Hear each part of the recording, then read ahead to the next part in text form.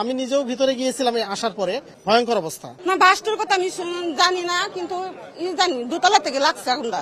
আমি দেখেছি কি জানেন, আমার ম্যাডামে ফোন দিছে যে খালা আমার পাশের বাসায় বিল্ডিং এর জান্নাতের বাসায় আগুন লাগছে, অনেক বেশি, তাড়াতাড়ি যান। পরে আমি আইছি, আয়া দেখে কি আমার সাহেব বাসায় নাই।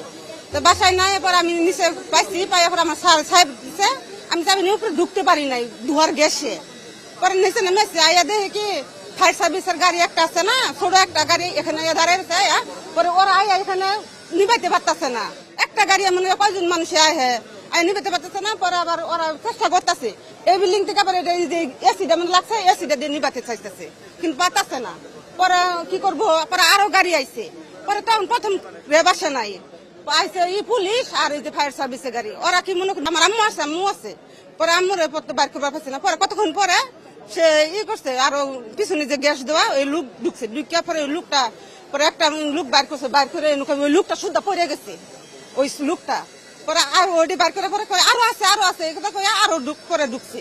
ঢুকার পরে মুখের মধ্যে কি দিয়া ঢুকে পরে ওরা গেছে আরেকজন বাইর করছে। এরকম করতে করতে পরে পানি যখন গ্যাস পানি একটু হইতেছে দিতেছে, বেশি করে দিতেছে, ভিতরে যদি দিবার পাইতো তাহলে এতটা ক্ষতি হইতো না।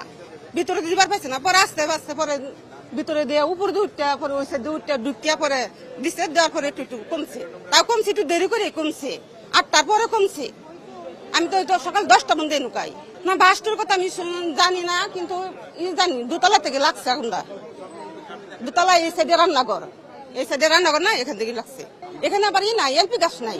আমি ধরেই আসতেছি, তখন ওরা বললো যে কাকা যে তালা কাটতেছে, অন্ধকার তো দেখা যায় না। তো আমার যে ভাস্তি জামাই সে মোবাইল ধরে আছে, আর উনি তালা কেটে উদ্ধার করছে। পরে ছাদে গিয়ে পাশের বিল্ডিং এ মই দিয়ে নেমে তারা রক্ষা পেয়েছে 7 তলায়। না ওদেরকে আমি যতটুকু জানলাম, আমি নিজেও ভিতরে গিয়েছিলাম আসার পরে, দেখলাম যে পানিতে সয়লার হয়ে গেছে, প্রায় পায়া ডুবে যাচ্ছে, আর সমস্ত মেসাগার অবস্থা, মানে একেবারে আমার ভাস্তির যে রুমটা, ওখানে আগুন ভিতরে প্রবেশ করে নাই, কিন্তু কালি আর ধোঁয়ায় এমন অবস্থা হয়েছে যে ওখানে ঢোকার মতো কোনো অবস্থা নেই। ভয়ঙ্কর অবস্থা, মানে দেখলে আপনারা যদি ভিতরে যেতে পারেন দেখবেন ওদের বর্ণনা অনুযায়ী, এবং ওদের কাছে যে ভিডিও দেখলাম পরে, ভয়ঙ্কর অবস্থা পড়ে আছে। পরে ওরা সকালে আবার আগুন নেভার পর আবার যে তালা লাগায় নিচে নেমে আসছে আমার ভাস্তি জামাই, ওদের কাছে আমি ভিডিও দেখতে পেলাম। তো ভয়ঙ্কর অবস্থা। তো ওদের যদি ছাদের তালা না কাটা হতো তাহলে ওরা হয়তো মারা যেত ধোঁয়ায়। না উঠলে ওরা এই অবস্থা হলো কি করে। আমি তো আর ফায়ার সার্ভিস না, এরা বোধহয় কোথা থেকে আসছে আমরা বলতে পারবো না, আমি তো আর ছিলাম না। আমি এসে ওদের কাছে যতটুকু শুনছি হয়তো পাশের বিল্ডিং থেকে আসছে। তো যখন আগুনের এই নিউজটা আমার কানে যায়, তখন আমি 7 নম্বর পার্কে ছিলাম। তো আমি যেহেতু আমার বাচ্চাকেও বাসায় একা রেখে যাই, তো সেই জায়গা থেকে আমি দৌড়াই আসি যে আমাদের কত নম্বর রোডে, আমি কনফার্ম হতে পারি নাই। তো আসার পরে ওখান থেকে আবার আমি এখানে আসি, যে আমার ওখানে আরেকজন আমাকে জানালো আপু আপনার 18 নম্বর রোডে।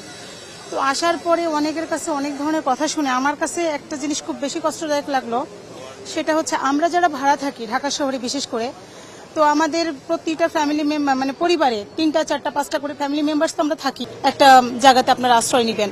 আর যদি এমন একটা চাবি থাকতো এই বিল্ডিং এ সবার কাছে, হয়তো বা এতগুলো মানুষ মারা যেত না।